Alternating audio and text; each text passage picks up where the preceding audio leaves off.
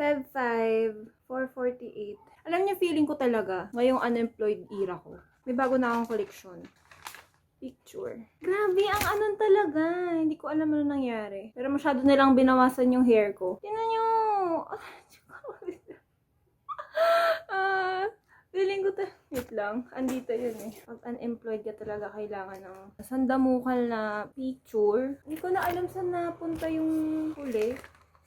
Like yung, ayun, andito rin pala. Nasa isa kong bag. Pero anyways, alam ko napakita ko na yun eh. Yung nagpa-picture ako noong January. Pero pakita ko lang din na ito yung unang-una kong picture. Unemployed era. Ayan, o diba? Fresh. Baka fresh talaga, B. Alam mo, walang stress sa buhay. Tapos yung picture ko na recent, yung January. Tapos ito. B, grabe talaga na ano ako. Ang laki ng pisngi ko na, B. Bakit ganyan naman? Anyways, yun lang. Bagong dagdag sa ating collection. Gusto ko lang sabihin na. Gamit ko siya kanina. I mean ngayon. Sobrang bango talaga. Naamoy ko pa rin yung sarili ko. Anyways, goodbye. Coke. It's bad for the health, but Coke.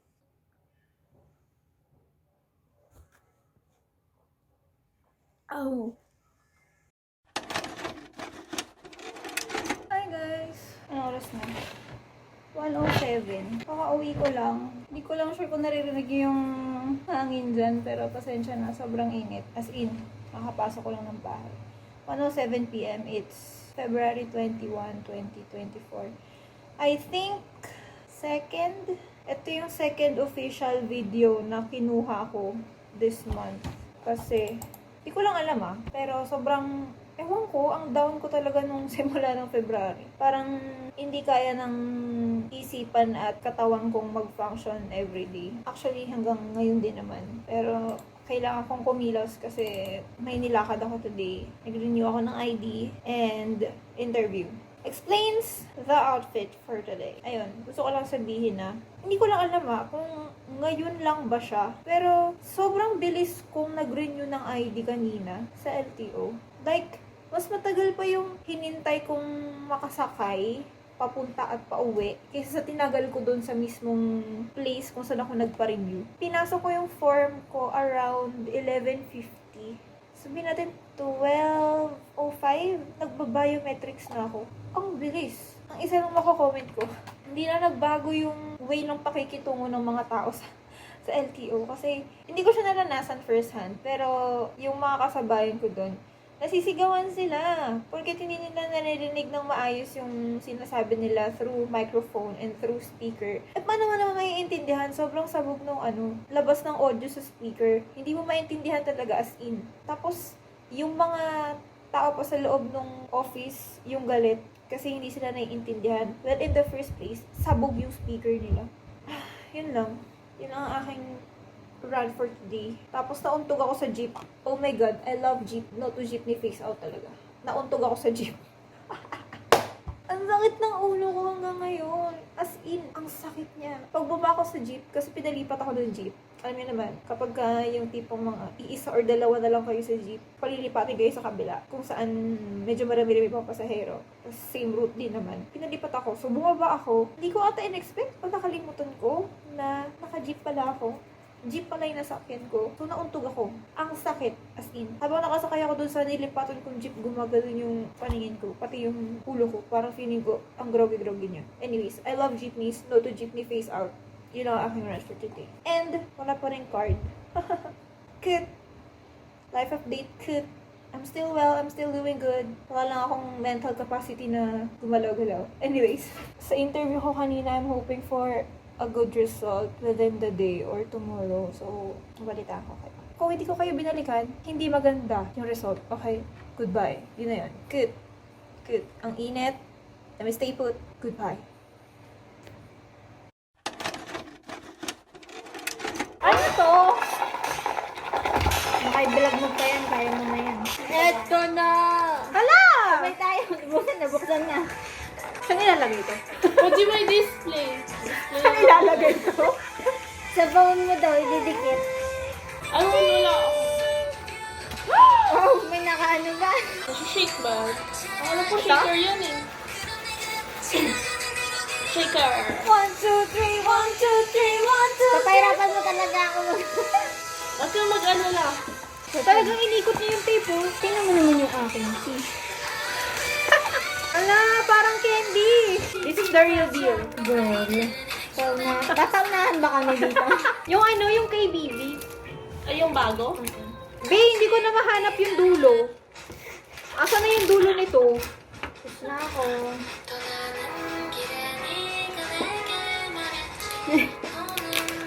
Nung napakinggan, feeling ko nasa fairy tale ako. Oo, or di ano, mga fairy core. Pag ako dito nainis-dinis, kakagatin ko to. Ikaw, naman, hanapin mo ko saan. Kaya mo yan. Kung hindi ka mo rin tapos dyan. Be, hindi ko talaga mahanap yung dulo sa bit. Thank you! Ako na yung nahirapan. Ang sakit na ng kuko ko eh. Ay, shit Plan ko ko ba kung ano. Eyebrow. Final answer? Oo. Yes. Oo, yes. Ah, Eyebrow nga. it's time to change. Hello. Kala ko nalaglag. Nagulat din ako. Pag ako nagutom, kakainin ko to. Sige nga. Anong unahing i-pour? Siyempre ito. O dapat lagyan ko muna ng yellow. Ano ba? Wala silang magagawa. Buhay ko to eh. Binuhos ko lahat ah. Why are you sliding? Stop sliding. Ang bango! Wait lang. Napkin. Amoy kasalanan. Hindi ko alam kung ilan yung dapat kong ilagay. Tatansyahin ko na lang.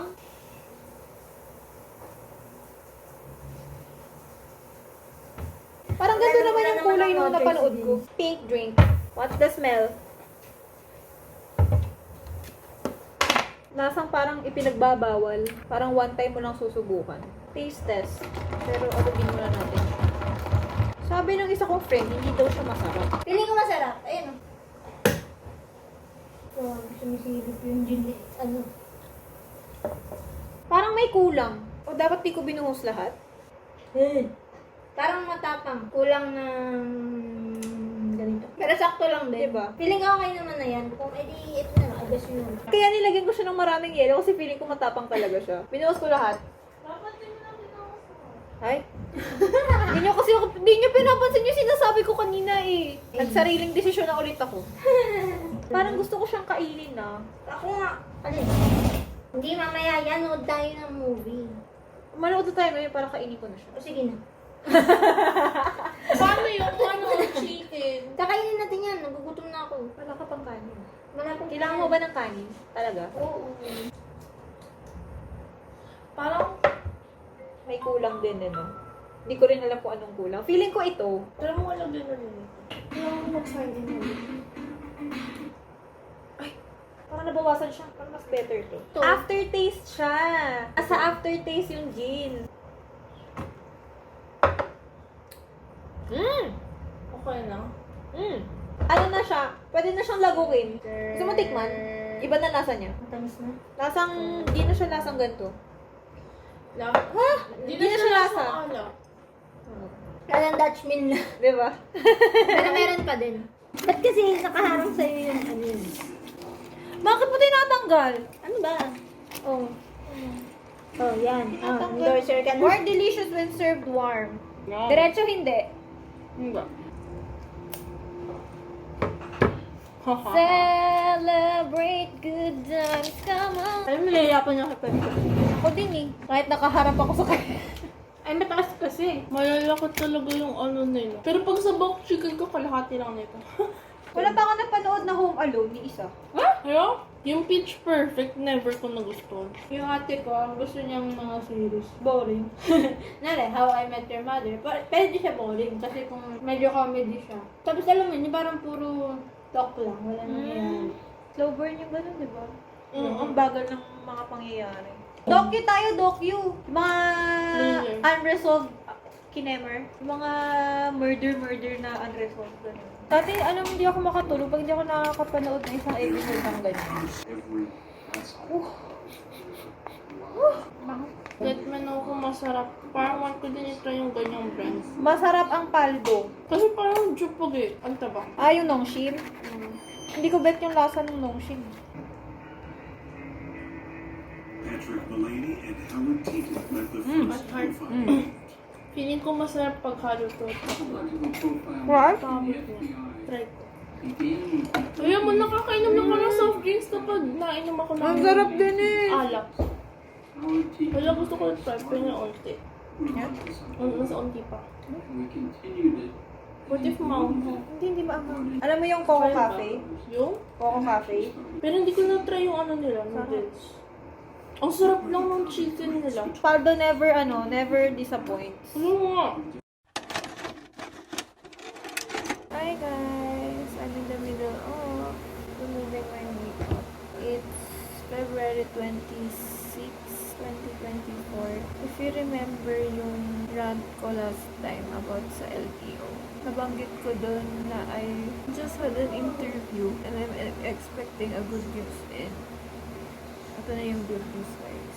Your girl is officially employed again.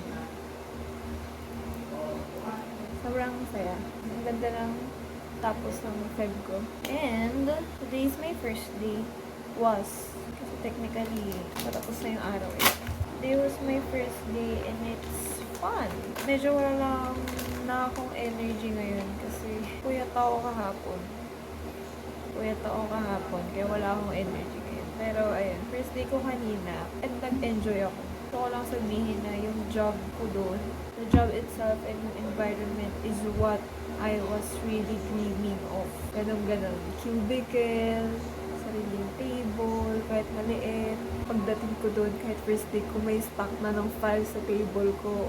Oh my God. Alam mo yung typical workman, work girl type of scenario. Wala masyado namang nangyari sa araw ko today. Konting work lang and a lot of daldalan and introductions and a lot of kainan. Kung sa dati kong trabaho, sobrang hirap ako humanap ng oras para kumain. So, sobrang bigat ng workload ko doon. Dito, grabe, B. Hindi magkamayaw yung mga katabi ko kakakain ba. Parang every hour, may gumumuya sa paligid ko. May nag-aalok ng pagkain, gano'n.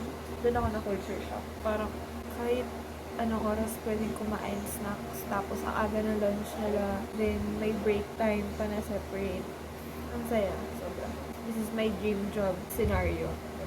Not literally my dream job, pero I think I can consider it as a stepping stone to my dream job. Yung bago kong dream job. Ganda ng tapos ng February ko kahit nung simula ng Feb, sobrang down ako. Sobrang hindi ko maintindihan yung pakiramdam ko. Ang dami tumatakbo sa isip ko, ganun. At least, mag-end yung Feb on a brighter note na may ilo-look forward ako na mas matino.